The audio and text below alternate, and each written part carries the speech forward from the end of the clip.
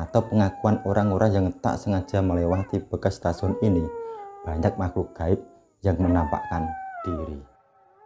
Hai, selamat datang kembali di channel kami. Oh ya, sebelum kita bincangin lebih lanjut untuk konten kali ini, kami beritahu ke teman-teman, jangan lupa kunjungi video short kami, IG dan TikTok. Di sana kami juga update perkembangan berita dari kasus Vina Cirebon yang kembali viral. Kami tidak ingin mencoba bincangin terkait kasus Vina ini seperti pada channel-channel yang lain yang ramai bincangin, khususnya bicarain beberapa konspirasi yang ada. Mari kita percayakan kepada penegak hukum di negeri ini. Banyak memang para netizen yang jengkel dengan lambannya penanganan kasus ini. Cuman kan di sisi lain, banyaknya spekulasi sampai munculnya beberapa teori konspirasi yang justru bikin kasus ini malah bising tidak karuan. Makanya untuk kami, ya kita punya lembaga kepolisian, ya pepet aja mereka agar segera tuntas ini kasus. Mohon maaf sebelumnya, bukan malah bikin kegaduhan di media sosial, takutnya ada blunder-blunder yang tidak diharapkan. Oke, kita kembali ke topik pembahasan yang akan saya bincangin kali ini. Nah, kita nggak jauh-jauh dari daerah Cirebon untuk topik kali ini, seperti yang ditulis oleh Panji Prasetyo dengan judul 6 tempat angker di Cirebon yang terkenal dengan banyak penampakan makhluk gaib. Yuk kita bincangin. Yang pertama adalah Hotel Gunung Sari. Ada apa dengan hotel satu ini? Ya, hotel yang berada di Gunung Sari, kota Cirebon ini kini hanyalah bangunan tua yang tak terurus, sehingga siapapun yang melintasi di depannya akan terbawa suasana mistis. Dan rumornya memiliki energi mistis yang begitu kuat bagi yang pernah melintasi tempat tersebut. Dahulu memang hotel ini cukup ramai dengan para pengunjung karena lokasinya berada di pusat kota Cirebon. Entah kenapa kok lalu tutup dan terbengkalai. Banyak cerita mistis yang berkembang di masyarakat dari mangkraknya hotel ini, seperti adanya penampakan makhluk halus, dan juga sering terdengar suara-suara mistis dari dalam hotel terbengkalai tersebut. Ada seseorang yang mengaku pernah dengar suasana ramai layaknya hotel yang ramai didatangi pengunjung untuk menginap. Tapi faktanya hanya ada gedung kosong tak terurus. Bisa dibayangin betapa seramnya ketika kita melewati bangunan besar yang terbengkalai pada malam hari. Apalagi kalau beneran tiba-tiba ada suara ramai yang padahal hanya ada reruntuhan tanpa manusia di dalamnya. Kedua, Stasiun Kaliwedi. Stasiun satu ini kondisinya senasib dengan hotel yang saya bahasin tadi, yaitu sudah berhenti beroperasi, tepatnya sejak tahun 2007. Apalagi letaknya yang jauh dari pemukiman warga, sehingga bisa dibayangin betapa seramnya tempat tersebut saat ini. Dan konon ceritanya bangunan stasiun ini menjadi tempat tinggal bagi makhluk gaib. Lebih mengerikannya lagi, dulu sering terjadi kecelakaan yang dimana korbannya tewas di tempat ini, karena stasiun ini tidak memiliki sistem pemberitahuan akan datangnya kereta api, sehingga jika ada yang melintasi di stasiun ini, para pengendara bisa saja tidak mendengar adanya datangnya kereta api. Jadi untuk pengendara yang kurang hati-hati bisa berakhir dengan kecelakaan hingga tewas.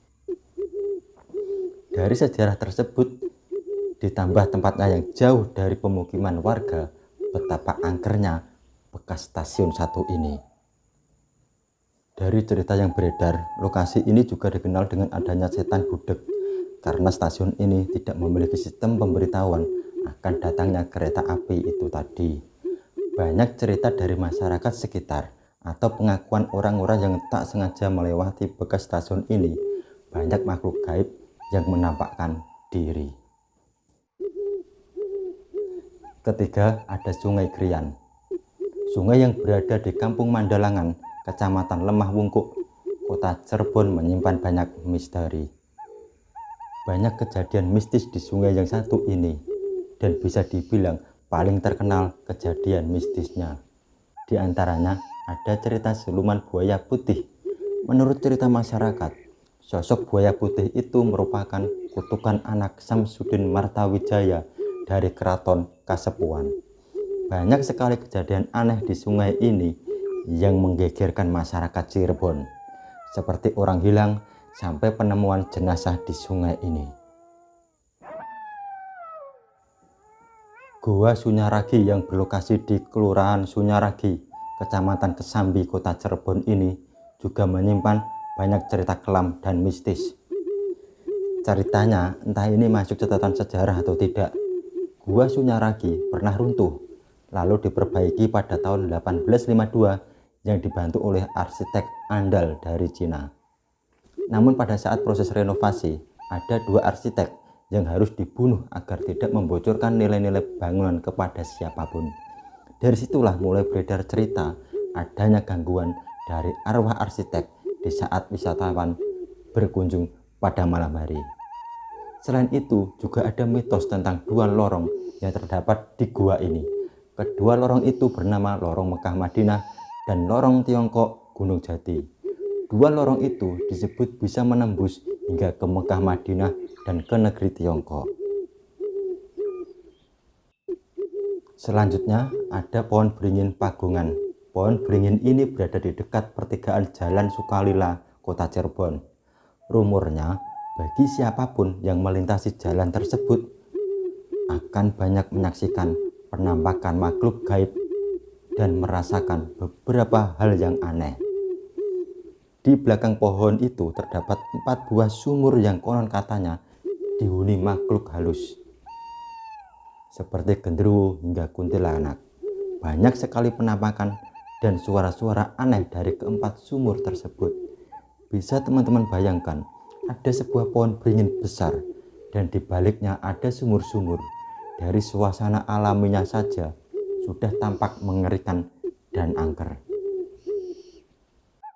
Keenam, ada Gedung Negara. Gedung dengan keindahan arsitekturnya ini bertempat di Jalan Krucuk, Kota Cirebon yang dibangun pada zaman penjajahan Belanda 1865. Dahulu gedung ini seringkali dikunjungi oleh orang penting. Bahkan salah satunya adalah Presiden pertama Indonesia, Bung Karno, pernah menginap di Gedung Negara ini. Gedung Negara tidak dibuka untuk umum, sehingga masyarakat hanya bisa melihat dari kejauhan. Nah, dari sinilah menjadi bangunan yang terkesan angker. Konon ketika malam tiba, seringkali adanya penampakan disertai dengan munculnya suara-suara yang tak masuk di akal. Dan salah satu mitos yang berkembang di Gedung Negara adalah adanya sebuah terowongan rahasia di bawahnya.